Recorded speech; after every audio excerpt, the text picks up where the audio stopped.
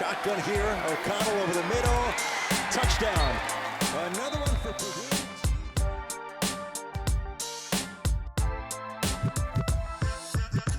Talking to Aidan O'Connell, quarterback out of Purdue. Aidan, my man, always fun to talk to a quarterback. Appreciate you hanging out with us a little bit here. Thanks for having me on. Would love to know a little bit about just your journey through football, how you started playing, how you fell in love with it, really.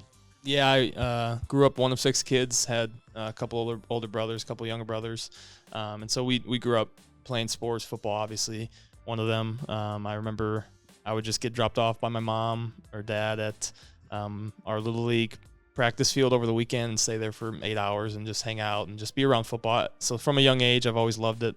Always loved to be around the game.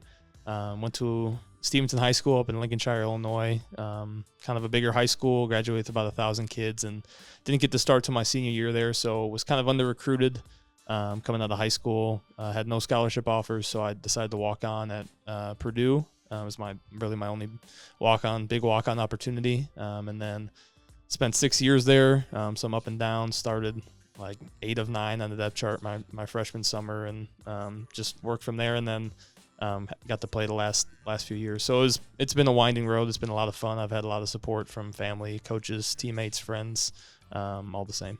So you obviously have a passion for it. Working through all of that, do you have any particular person that you've drawn that passion from? Is it internal? Was it external? Anybody that's helped you along trying to get through some of those tough times? Yeah, I think falling in love with the game is because I watched my older brothers play. When you're the younger brother or one of the younger brothers, you want to do what your older brothers are doing, and also normally you are doing what your older brothers are doing because mom is going to take you where they are. So I just remember being surrounded by that, and that was just a big part of life. And so watching my older brothers was a big part of why I fell in love with the game in the first place. Obviously, had a lot of friends that played it as well. So I really loved the relational aspect of the game, and it's what first made me fall in love. It's why I still love it. So were you always a quarterback? Is that just kind of where you started, and is that how that all began? Or? Yeah, I started playing tackle football 2nd grade, and I was a defensive end and tight end my first year. And then from 3rd grade on, I've played quarterback. Played a little defense too when I was younger, but I think I could just, when you're a kid, it's like who can throw the ball the farthest, and that's really who plays quarterback, and that was me. So they just like, all right, you're going to play quarterback. All right, so college football, it's a whole different world than what you're seeing in high school, and there's only so much the high school can prepare you for, college. There's always these mile markers that you kind of hit where things start clicking for you mentally in a collegiate environment. Tell me one of those first big breakthroughs for you at the college level. Yeah, it's a good question. First couple years at Purdue, you joke you probably wouldn't even know if I was at practice or not. I didn't get any reps. Was kind of just standing in the back and trying to soak everything in and get the mental reps. And then at the end of my second fall there, was still a walk-on. We had bowl prep, preparing to play in Music City Bowl, and in bowl prep, young guys get a lot of extra reps compared to the older guys. So I got some reps and played well, and that was probably the first time the coaches actually took a serious look at me, and that kind of catapulted into the spring and into the next fall. So that was a big moment for me personally, being like, okay, I got to go run the offense a little bit, and we did move the ball stuff, so I got to kind of command the offense. It was the first time I really got to do that, and it was, like I said, it was confidence for me, like I can do this, even though it's, I'm playing against other young guys and the threes, whatever it might be. It was a big confidence booster. Did you have to go through a lot of terminology changes throughout your time at Purdue, or was it pretty stable? I mean, what was that for you? Yeah, I played in one system in 6 years, and so a lot of the base stuff stayed the same. I think for a college offense, we were pretty extensive in our playbook, and so we installed different stuff. Things would come up week to week and during the year and during the season, and then they'd get recycled, and then we'd bring them back 3 years later, whatever it might be. So for the most part, stuff stayed the same, but there's obviously a lot of changing and evolving as is normal. So you've had to learn some terminology through the pre-draft process. You've had to learn some at Purdue. What's the weirdest thing you've done to try to help you memorize the play calls and memorize plays? Yeah, I'm a flashcards guy. So write the name of the play on one side, draw it on the other side, and so when I see the name of the play, I can rehearse it in my head and picture it, and then on the other side, if I see the drawing, I can spit out what the play is. So that's how I learn. It's not that weird, I hope, but that's how I learn. No, I don't think it's weird at all. It's always curious to find out. Yeah. One other thing, you said you kind of, I feel like Purdue probably did kind of help you, as from a translation perspective, because there's, it does seem like there is a lot more pro style to how you guys operate some things. Do you feel like you had, like when you were at Purdue, did you just feel like you had answers for every coverage that you were about to see? Was that kind of what you were getting at Purdue? That's what I would explain it as. Yeah, we like to take different things from different teams. We also, our base install was pretty extensive. And so, yeah, that's what we wanted to have an answer for anything we're seeing. We'd practice a lot of different plays, practice so many plays that we never ran, but wanted just to be ready to have an answer based on what the defense was doing. And so did the responsibility of that fall on you, or were you getting a lot of help and assistance from the sidelines, or once the play is called, is that kind of your territory, or are you getting a little bit of help?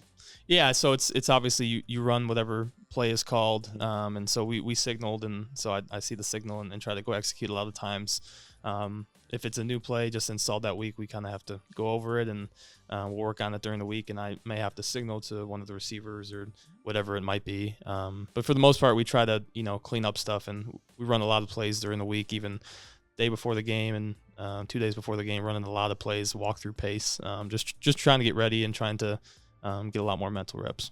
So put yourself in the game there. You're standing there. A lot of people look at the quarterback position. They see, basically the chaos of the pocket around them, the setup to everything. Describe a little bit what that's like, standing in the pocket, pressure around you as you're reading out the routes. Just tell us what's going through your head at that moment. Tell us what you're looking for. Describe that for those who haven't played quarterback before, maybe. Yeah, I think the sky cam that is played at like different games, I think that's what people think it looks like, where you're like 20 feet tall and you can see everything, and it's not that way. There's tall offensive linemen in your face with defensive linemen, and so there's just little chunks of pictures that you see, and you try to, based on whatever concept, whatever play is called, you're trying to see a safety, you're trying to see a linebacker, you're trying to see a corner, whatever it might be, and so it depends on the play, but really you're trying to maneuver anything you can to look past what's right in front of you into what's going on behind that, which isn't always easy. It's you want to look at what's right in front of you is kind of a normal human response, and so to look past that, I think when I got to college took some time to learn and stuff, but that's, you have to do it. It's what the play is. To read a play, you have to look at the secondary for the most part to see what's going on. Did you have somebody that helped you with that, a particular coach that you got to lean on, or another player, another individual in the room that kind of helped you progress in that way? Yeah, I think, the coaches did a great job. I learned probably more at Purdue than I did maybe 18 years before that learning football. And so just learned so much information about defenses, offenses, all that stuff. And so position coach Brian Brown was a huge help. Obviously the head coach was a huge help. And then had different other assistants throughout the years. One of my good friends, Nick Sipe, who was a quarterback that came into my class in 2017, I actually stole the idea from him. We had a somewhat similar to like a sky cam pole that they would put behind the quarterbacks at practice, and he was like, I like watching this view more because at least it's somewhat like we're seeing. Because when you watch the game from the sideline or on TV or whatever it might be, it's not what it looks like playing quarterback. So you try to steal things like that and use them.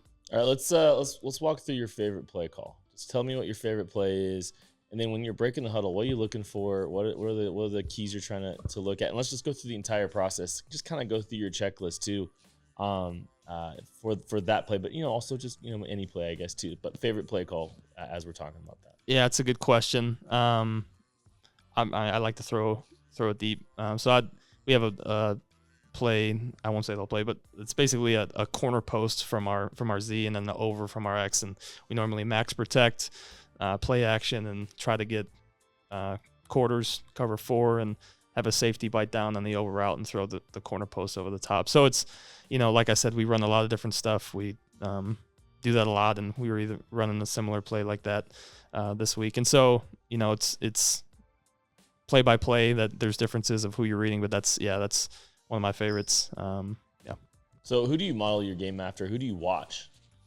Yeah, it's a good question. I definitely know I have a good idea of what I am and what I'm not. And so I enjoy watching Kyler Murray and Patrick Mahomes, but I know I'm not that. And so I like to watch Tom Brady. I like to watch Aaron Rodgers. I like to watch the older guys who, not saying I am those guys, but for the most part can go out there and, we're not running around and making plays crazy with our feet.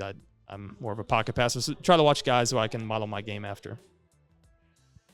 Okay, so let's say it's draft weekend. Mhm. Where are you going to be? Who are you going to be with? What are those emotions going to be when you get the call? Yeah, it's going to be awesome. I'll probably be at home in Chicago. I don't have a for sure set plan yet. I'll probably just be with family, to be honest. I'm low key. I'm a homebody and don't like big crowds or stuff like that. So I'll probably be at home with family, and it'll be an awesome experience. I hope I do get a call, and obviously a dream I've had for a long time coming to reality. So I'll enjoy it, but also know it's just the start of the work.